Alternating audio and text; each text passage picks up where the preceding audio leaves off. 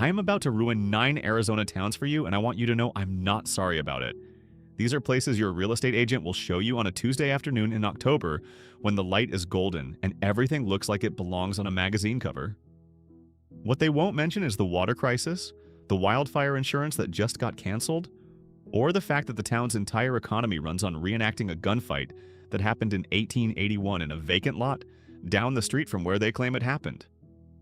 9 gorgeous Arizona towns, 9 beautiful, photogenic, Instagram-worthy places that are, statistically and emotionally, kind of miserable to actually call home. We're going smallest disaster to biggest, and by the end you'll understand why Arizona's prettiest zip codes are also its most cursed. A town with 1,300 people and 450,000 annual tourists. A place that holds the all-time state heat record at 128 degrees Fahrenheit. A Victorian mining town where the buildings are only reachable by climbing 78 stairs and the moving company inspects your address before agreeing to deliver. And a spiritual paradise where the McDonald's has teal arches and 62% of the workforce commutes in because nobody who works there can afford to live there. Hit subscribe right now because if this video doesn't change at least one real estate decision you were about to make, I'll be shocked. Number 9. Number 9. Tombstone. Tombstone, Arizona, population roughly 1,300, is the most aggressively photogenic small town in southern Arizona. Wooden boardwalks lining Allen Street, original 1880s saloon still standing, the Birdcage Theater with its bullet holes still in the ceiling, stagecoaches clopping past at golden hour with the Dragoon Mountains glowing pink in the background. It looks like a Western movie set because it basically is one.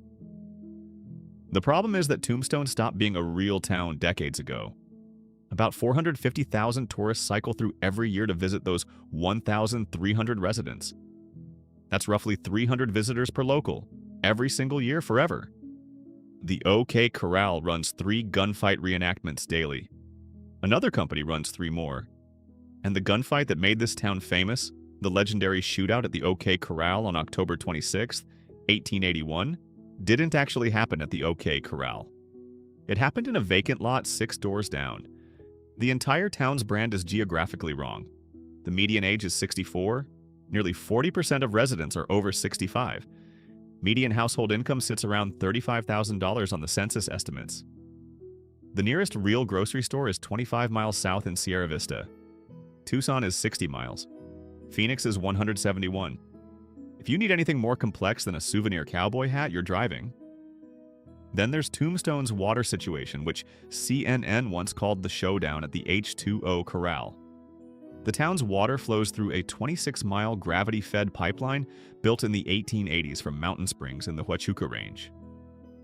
After the 2011 Monument Fire scorched the hillsides, monsoon floods sent boulders through the pipeline and destroyed it. We're talking Volkswagen-sized boulders ripping through century-old infrastructure. Tombstone asked permission to bring in heavy equipment to fix it. The U.S. Forest Service said no. Wilderness rules. Use hand tools and pack horses only. The pipeline runs through a designated wilderness area, and apparently the legal definition of wilderness doesn't include the thing that keeps 1,300 elderly people from dying of thirst. Tombstone sued the federal government. They lost. They appealed. They lost again. Citizens formed a literal shovel brigade to haul rocks by hand, while the Forest Service simultaneously used heavy equipment to build itself a new office down the road in Sierra Vista. The old cemetery at Boot Hill has a famous headstone that reads, "Here lies Lester Moore. 4 slugs from a .44, no les no more." Honestly, the town's water system deserves its own epitaph at this point. Number 8. Wickenburg. Drive 60 miles northwest of Phoenix past Saguaro Forests and Vulture Peak, and you'll hit Wickenburg, a town that looks like the platonic ideal of an Arizona retirement postcard. The Hassayampa River Preserve, one of the rarest above-ground desert rivers in America, runs through cottonwood groves and birdsong. Downtown has a dozen buildings on the National Register. There's a 200-year-old mesquite tree called the Jail Tree, where the town literally chained its prisoners from 1863 to 1890 because nobody could afford to build an actual jail. What Wickenburg actually is in 2026, though, is the rehab capital of the United States. The Meadows Treatment Center opened in 1975 and has reportedly treated celebrities from Ringo Starr to Kate Moss. Remuda Ranch, Rosewood Centers, Monte Nido, the Claudia Black Young Adult Center, Willow House, Gentle Path. Healthcare and social assistance is the #1 employment sector for a town of 8,000 people. The quiet desert serenity that makes Wickenburg beautiful is the same reason wealthy addicts fly in from both coasts to dry out here. Median age is 65.2, one of the oldest in Arizona. Median home value around $470,000. July average highs push past 107 degrees Fahrenheit, with summer peaks routinely cracking 110. The town has one critical access hospital covering a 3,300 square mile rural service area. For anything serious, you're driving an hour to Phoenix and hoping traffic cooperates. The town's origin story has its own dark punchline. Founder Henry Wickenburg discovered the Vulture Mine, which produced 360,000 ounces of gold and became the most productive mine in Arizona history. He lost the claim in a legal battle, went broke, and shot himself on the bank of the Hassayampa River with pennies in his pocket. At nearby Vulture City Ghost Town, 18 miners were hanged from an ironwood tree for stealing ore. The tree is still standing. The town hosts Gold Rush Days every February. Wickenburg sells you a cowboy fantasy, and if you can't cope with it, ships you to the rehab center next door. Vertical integration. Number 7. Globe and Miami. The drive east from Phoenix on US 60 into Globe is legitimately spectacular. Devil's Canyon, Apache Leap, the Pinal Mountain foothills. Globe itself has the gorgeous 1906 Gila County Courthouse, the 14th century Beshbagoa Pueblo ruins, and smelter stacks pointing at the sky like industrial gravestones. Miami, 6 miles west, looks like the setting of a movie about a town that lost everything. Because it kind of did. Over 20% of Globe Miami employment is tied to mining, and mining has been dying in slow motion since the Old Dominion mine closed in 1931. The crime rate runs 254% above the national average, with a roughly 1 in 13 chance of being a crime victim annually. Schools earn an F grade with 16% proficiency rates. Poverty runs between 16 and 18% overall, climbing to 37% for American Indian residents. The drinking water in Globe comes from the flooded shaft of the Old Dominion mine that the Miami Copper Company purchased in 1941. The town is literally drinking from the mine that killed its economy. And Globe sits on Bloody Tanks Wash, where in January 1864, rancher King Woolsey allegedly invited Pinal Apaches to a peace meeting and then opened fire, killing 24 people. The wash reportedly ran red. A century and a half later, the Pinto Valley mine got tagged by the EPA for the largest share of Arizona's 70% surge in toxic chemical releases. The Arizona Silver Belt newspaper has been publishing since 1878. Year by year, there's less to report. Number 6. Bisbee. Tucked at 5,538 feet in the Mule Mountains, higher elevation than Denver, Bisbee is genuinely one of the most beautiful small towns in America. Victorian and Edwardian architecture preserved nearly intact because, after Phelps Dodge closed the copper mines in 1975, nobody had the money to tear anything down. Old Bisbee crammed into Tombstone Canyon, Warren with its arts and crafts bungalows, and Lowell, the neighborhood that the 900-foot-deep Lavender Pit copper mine literally swallowed off the map. Bisbee has 82 public staircases. Some homes are only accessible by climbing 78 steps. That's not a metaphor. Moving companies inspect the address before agreeing to deliver. No grocery delivery reaches many of these houses. When EMS responds to a cardiac event, the paramedics are climbing stairs with the stretcher. Population collapsed from roughly 25,000 at its mining peak to under 5,000 today. Median age is 58.7. Over 55% of homes were built before 1939, which means lead pipes, old wiring, and foundations held together by optimism. Median home prices have been surging thanks to short-term rental investors who discovered the Instagram potential. Median household income sits around $47,000.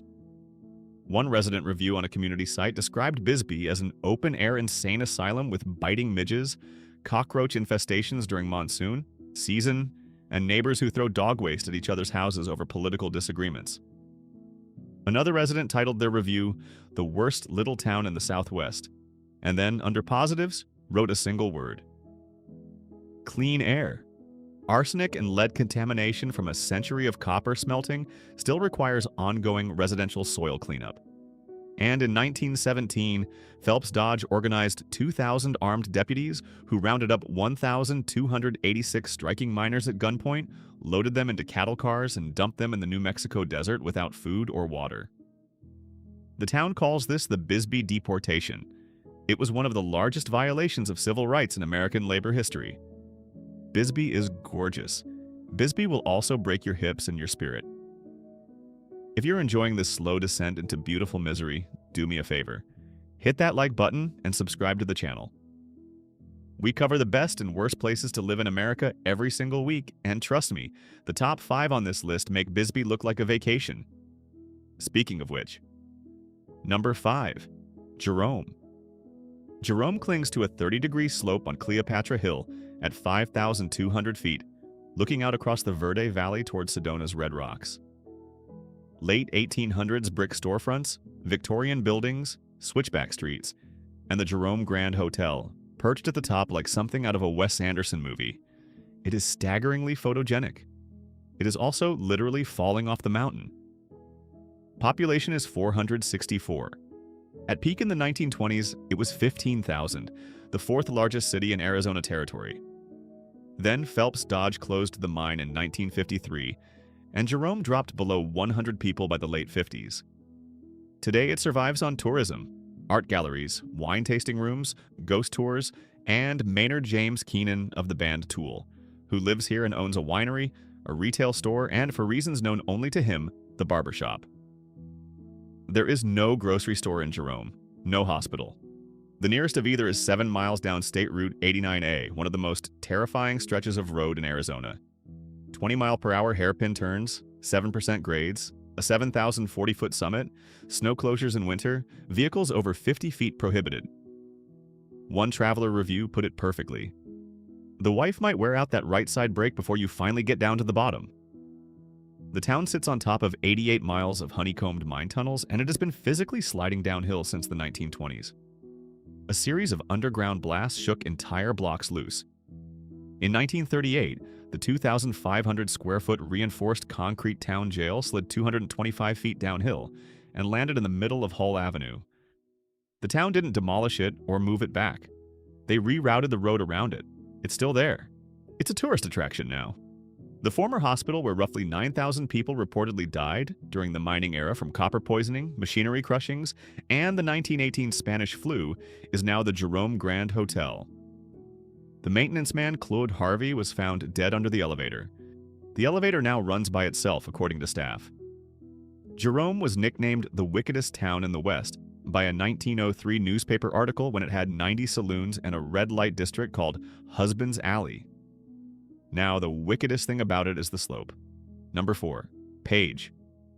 Page sits 4,300 feet up on Manson Mesa, a 600-foot perch overlooking Lake Powell, the 710-foot Glen Canyon Dam, Horseshoe Bend, and Antelope Canyon, which might be the most photographed slot canyon on Earth. The views are biblical. The problem is that everything Page was built on is disappearing. The town was created in 1957 as a temporary construction camp for dam workers.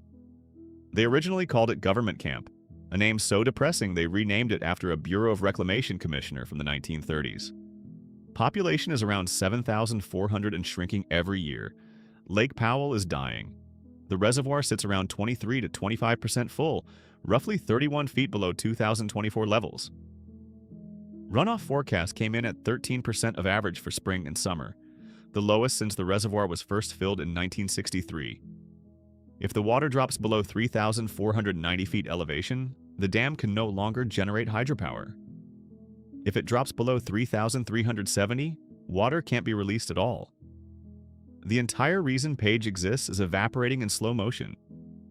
Then in November 2019, the Navajo generating station closed permanently. That was a 2,250 megawatt coal plant, Page's largest employer, $100 million in wages, $50 million in royalties to the Navajo Nation, roughly 25% of all Navajo Nation revenue, gone. Today, the top employer in Page is the school district. The town is surrounded by the Navajo Nation, where 42% of residents live in poverty, and many drive 1 to 2 hours just to reach the Walmart in Page.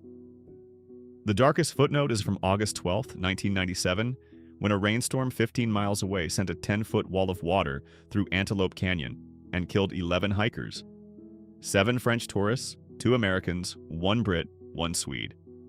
The lone surviving guide was found battered and raw-skinned, clinging to a ledge. 2 French orphans, ages 8 and 13, were left waiting in a Page motel room. The canyon got some warning signs afterward, mostly in English. Number 3. Lake Havasu City.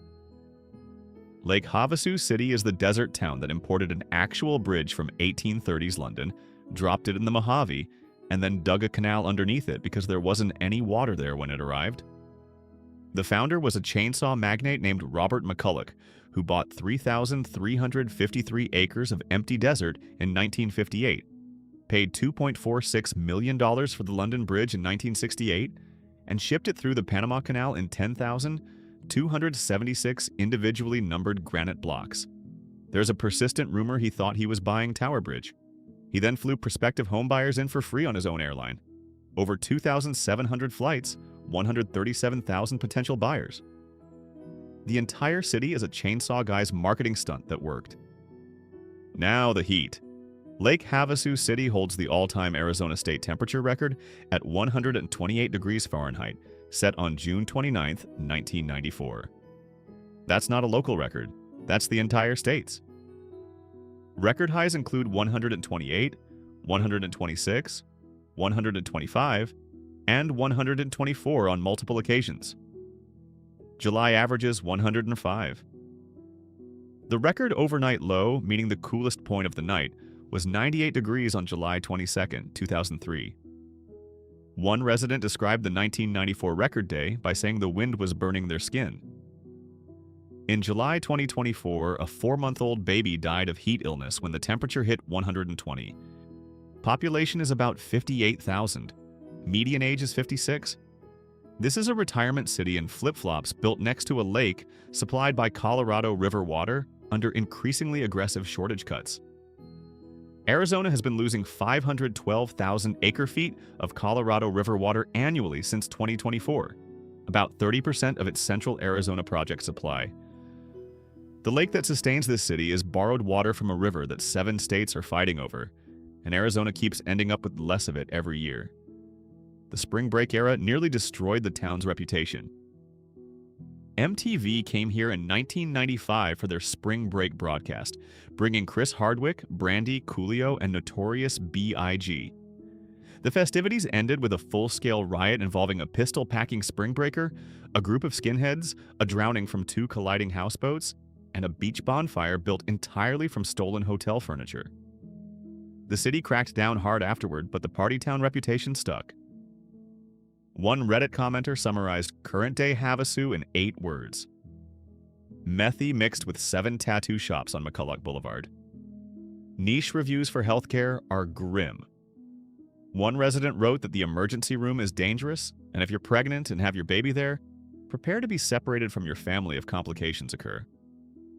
The lampposts on the London Bridge, by the way, were made from melted cannonballs recovered from Napoleon's army. Just thought you should know that while you're sweating through your sheets at 98 degrees at 3 in the morning. Number 2. Flagstaff. Flagstaff is the most beautiful college town in the American Southwest, and I don't think that's debatable. The San Francisco peaks rise to 12,633 feet, snow-capped for half the year. The world's largest contiguous ponderosa pine forest surrounds the town on all sides. Lowell Observatory, where Pluto was discovered in 1930 before we demoted it, sits on Mars Hill overlooking downtown.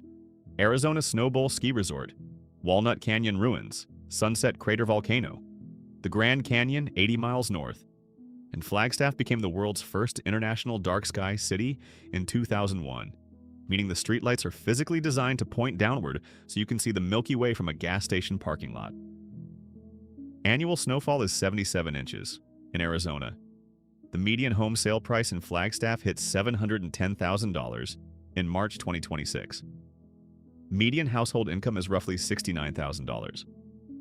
That's a price-to-income ratio above 10. The national standard is 3. One economic analysis concluded that it now takes more than 100% of the median after-tax income to afford a median-priced home in Flagstaff. As in, mathematically impossible, even if you spent every dollar you earned on housing, and ate nothing and drove nowhere and owned nothing else. Housing costs run nearly 35% above the national average. Northern Arizona University enrolls 21,400 students and is the biggest employer, which means 21,400 people are competing with locals for the same limited rental stock. Median rent is $1,753. Poverty rate sits between 16 and 19%, despite the insane home prices, because the people who can't afford to buy also can't afford to leave. Crime runs 27% above the national average. Then the fire and flood cycle. In April 2022, the tunnel fire burned 19,700 acres and destroyed 30 structures. 2 months later, the pipeline fire burned 27,000 more acres. That one was started by a camper who burned his used toilet paper during a fire ban in 65-mile-per-hour winds. Following the burn scars, roughly 50 floods hit in a single monsoon season, threatening 1,500 homes and over $1 billion in property. One resident, standing knee-deep in flood mud, told a reporter she loves the weather, but she's done with the rain. The city is now building a $100 million flood mitigation system. Redfin estimates 100% of Flagstaff properties face wildfire risk in the next 30 years. 26% face severe flood risk too. Gorgeous mountain town, dark skies, real seasons. Ski resort, cannot be lived in by anyone who earns the median income. Number 1. Sedona. Sedona is what Arizona puts on the tourism poster when it wants your money. Cathedral Rock at sunset, Bell Rock glowing amber, Coffee Pot Rock, Boynton Canyon, the Chapel of the Holy Cross built directly into a red rock butte. The city zoning is so strict that even the McDonald's was required to change its golden arches to teal, making it the only teal-arched McDonald's on the planet. Sedona is a genuinely magnificent place. It is also one of the most miserable places in America to try to actually live. Median home sale price runs between $1.15 and $1.3 million. Median household income is $73,738. If you wanted to buy the median home on the median salary, you would need to spend every penny of your pre-tax income on the mortgage for about 17 years and eat nothing. The town has roughly 1,100 permitted short-term rentals, which is about 18% of the entire housing stock converted to Airbnb. About 66% of those are owned by people who don't live in Sedona. Only 38% of Sedona's workforce actually lives inside city limits. The other 62% commute in from Cottonwood, Verde Village, or Flagstaff, up to 45 minutes each way.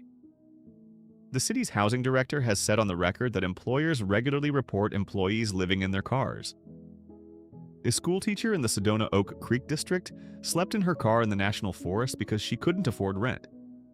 Then the tourists.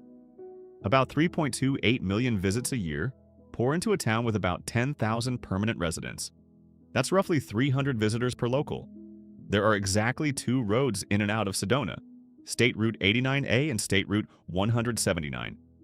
Peak weekend traffic on 179 pushes 16,000 to 19,000 vehicles a day. A 15-minute drive becomes 90 minutes. There is no hospital in Sedona.